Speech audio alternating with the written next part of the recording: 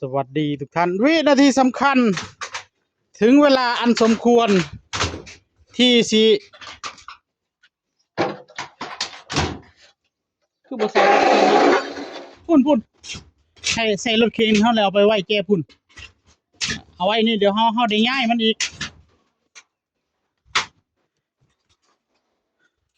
มาดูกันว่าสมบัติข้างในคืออะไรสมบัติคือลายใช่แล้วคุณพ่อนี่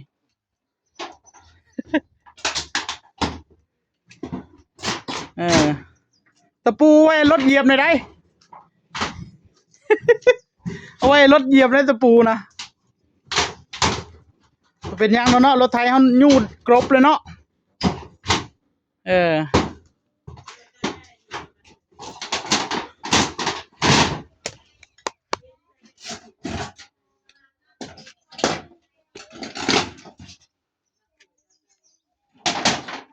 ทุกท่านมารื้อ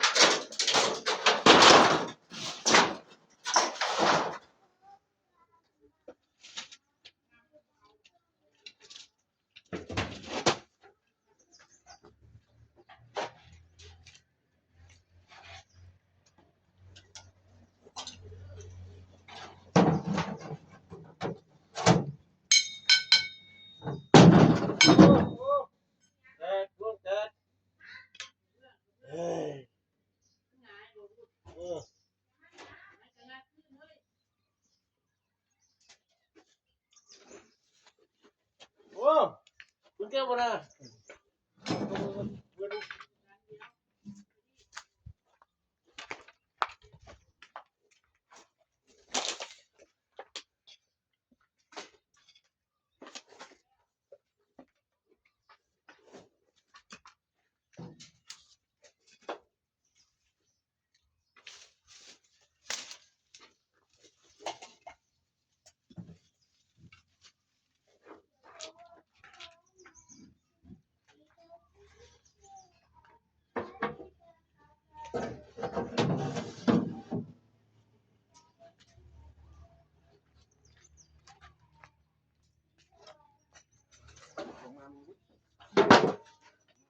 มาซอยติดตามมากู้ตู้กินดอกสายพี่คือหลายสิบ่ะ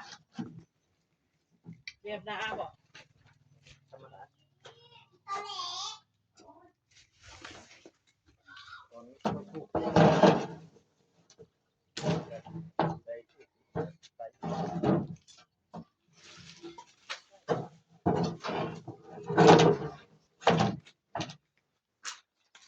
มันจะมีบอกข้างกระเบื้อง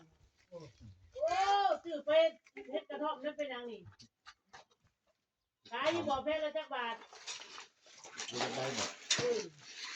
ไม่ได้แล้วเนาะต้องเป็นการพี่เลยนะพี่อยู่มันบ่พอแล้วกระเบื้องเงื่อนหลังนั้นเอามามันใส่นี่กระท่อม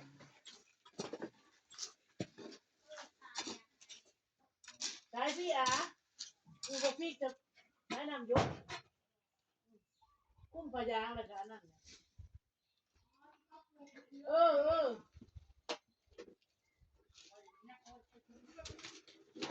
ใส่เสื้อเนี่ยนะล่ะมันจะเอาออกไว้ข้างนอกพุ่งเลย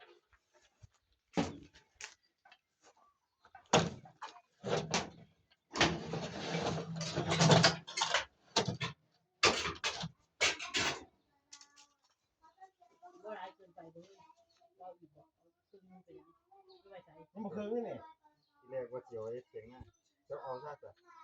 รถเบาตรงนี้เอาซะเป็นสังเกตเมื่อกันจะว่าเลยมาจัดจะเอารถเข็นอันนั้นมาเอารถเข็นใหญ่มารถเข็นตัวนั้นตัวนี้ก็เอาเมื่อได้ไปเลยจะเอามาไปเอาใส่เ ต่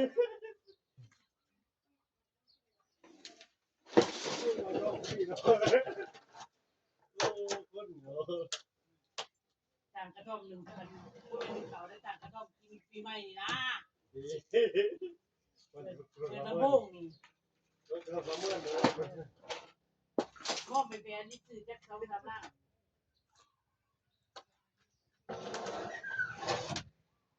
ปลาร้าวันเดียว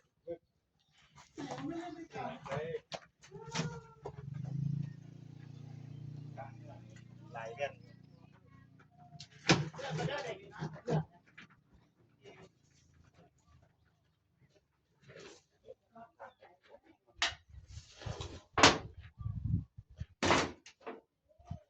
mở chỗ mà Điệp tiếng này